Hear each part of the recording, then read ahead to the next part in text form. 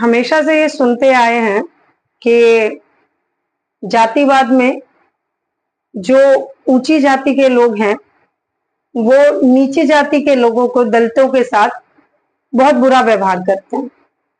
उनके साथ उनका व्यवहार बिल्कुल सही नहीं है, वो उन्हें अपने बराबर नहीं मानते। उनके साथ ऐसा व्यवहार किया गया जो कि सहा नहीं जा सकता। चलिए मान लिया,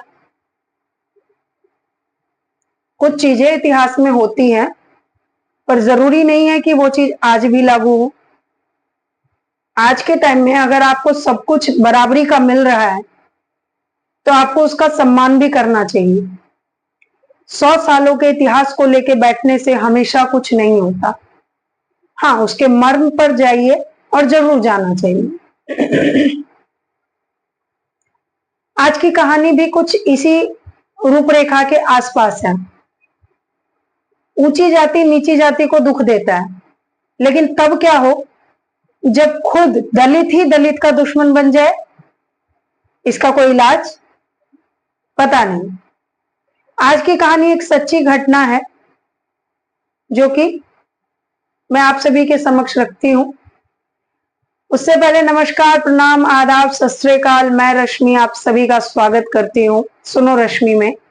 उम्मीद है आप सभी स्वस्थ होंगे, मस्त होंगे और व्यस्त होंगे, और हो भी क्यों ना, ऐसे ही रहिए। चलिए कहानी की शुरुआत करते हैं। कहानी आज की है बिहार के नवादा की, जिसमें अभी 7-8 दिन पहले ही एक गांव में रात में बहुत जोर से धमाका होने की, आग के धमाके की बात कर रही हूं, बम ब्लास्ट वाली नहीं।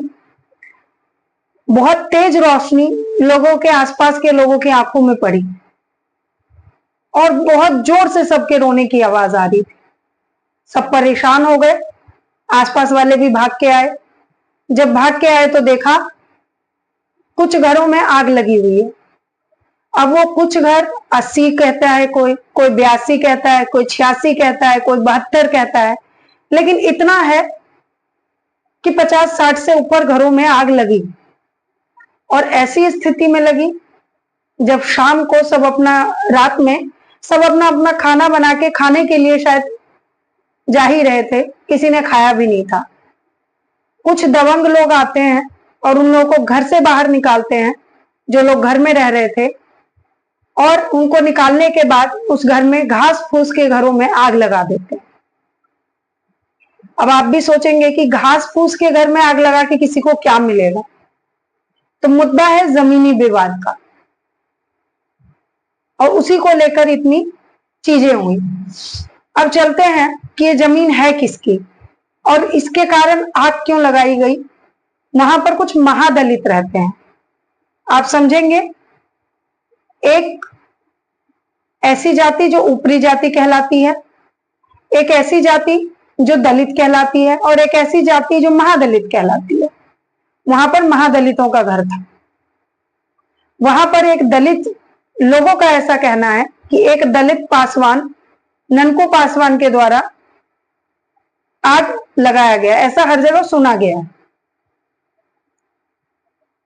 अब पासवान के द्वारा आग लगाया गया तो सब लोगों के दिमाग में एक ही बात कि दलित ही दलित का नुकसान कैसे कर सकता है, एक हाथ दूसरे हाथ का नुकसान कैसे करेगा।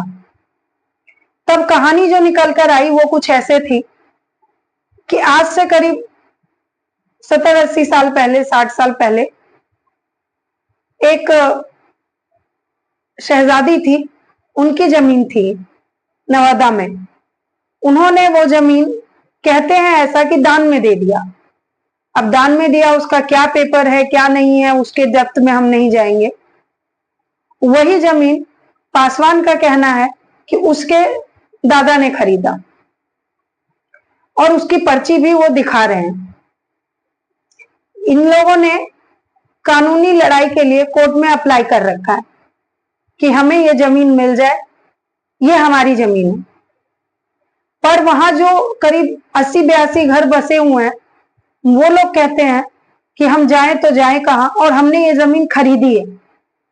अब दबंगई देखिए, एक जाति कह रही है कि हमने ये जमीन खरीदी है, जो कि सही भी हो सकता है, क्योंकि बिहार में ये चीज बहुत कॉमन है, एक ही प्रॉपर्टी के कई कई मालिक होते हैं और लोगों को पता ही नहीं होता कि असली पर्ची कौन है, असली मालिक कौन है।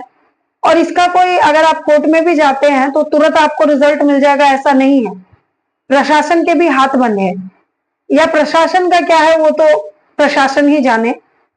हम आते हैं कि अब अगर कानूनी तौर पर देखा जाए, हाँ, पहले कहानी में कि उन लोगों का कहना है कि हमने घर खरीदे हैं, ये जमीन खरीदी है और तब हमने यहाँ पर घर बनाया है। वो उसकी पर्चियां भी दिखा रहे हैं सभी लोग जो उस पर बसे हुए हैं। अब मुद्दा गंभीर होता गया और वहां के लोगों का, जिनका घर जला है, उनका कहना है कि पासवान के लोग आए 100-150 और उन्होंने हमारे घर, हमारा सब कुछ जला के रख दिया।